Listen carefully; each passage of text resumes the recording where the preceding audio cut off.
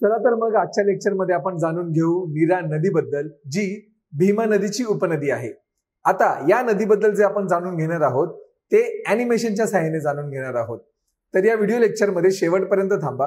तुम्हाला नीरा नदीबद्दल सर्व काही, तिच्या उपनद्यांसहित आणि धरणांसहित सर्व माहिती या व्हिडिओ लेक्चरमध्ये मिळेल आणि ते देखील ॲनिमेशनच्या सहाय्याने। नमस्कार, माझं नाव विजय वाघ आणि विजयपथ अकॅडमीच्या YouTube चॅनलमध्ये तुमचं स्वागत आहे। आता ही नीरा नदी ही पूर्व वाहिनी नदी आहे, म्हणजेच ईस्ट फ्लोइंग रिव्हर आहे आणि तिची लांबी जवळपास 209 किलोमीटर आहे। आता आपण तिच्या उगमाबद्दल माहिती घेऊ।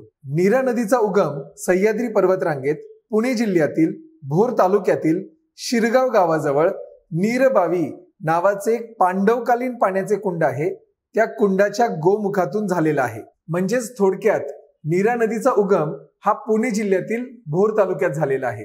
पुण्यातून उगम पावल्यानंतर ही नदी पूर्वेकडे वाहत जाते आणि पुणे आणि सातारा या दोन जिल्ह्यांची सीमा तयार करते।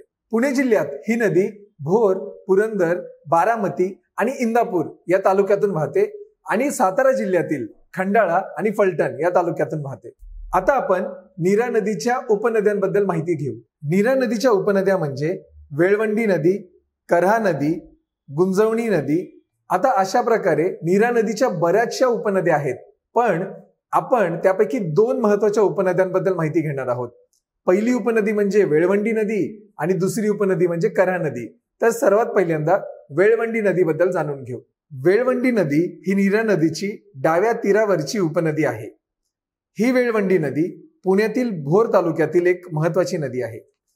या नदीला येळवंती नदी, येलवंती नदी किंवा येळवंडी नदी असे देखील म्हणतात।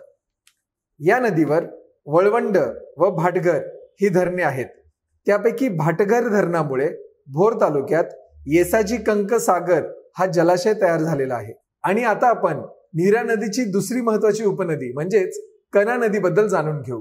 ही करहा नदी देखील पुणे जिल्ह्यातून वाहते। या करहा नदी काठी सासवड हे तालुक्याचे ठिकाण, त्याचप्रमाणे बारामती आणि जेजुरी व मुरगाव ही धार्मिक ठिकाणे देखील आहेत। करहा नदीवर जेजुरी जवळील नाझरी येथे मल्हार सागर नावाचे धरण बांधलेले आहे। करहा नदी ही पुणे जिल्ह्याच्या सीमेवर नीरा नदीला सोनगाव येथे मिळते। आता ही करहा नदी पुणे जिल्ह्याच्या सीमेवर असलेल्या सोनगाव या ठिकाणी नीरा नदीला मिळते, हे लक्षात ठेवा। आता या करहा नदीबद्दल पौराणिक आणि ऐतिहासिक माहिती थोडक्यात जाणून घेऊ। संत ज्ञानेश्वर माऊलींचे धाकटे बंधू संत सोपानदेव यांनी करहा नदीच्या काठी संजीवन समाधी घेतली होती। अशा या सासवडला वटेश्वर, संगमेश्वर, सिद्धेश्वर ही तीन पांडवकालीन शिवमंदिरे आहेत। मंदिरे खरंच पाहण्यासारखी आहेत। त्याचप्रमाणे बाळाजी विश्वनाथ पेशवे यांची या ठिकाणी समाधी देखील आहे। करहा नदीच्या काठी प्रसिद्ध मराठी समाजवादी लेखक आणि चित्रपट निर्माते प्रल्हाद केशवात्रे यांचा जन्म झालेला आहे।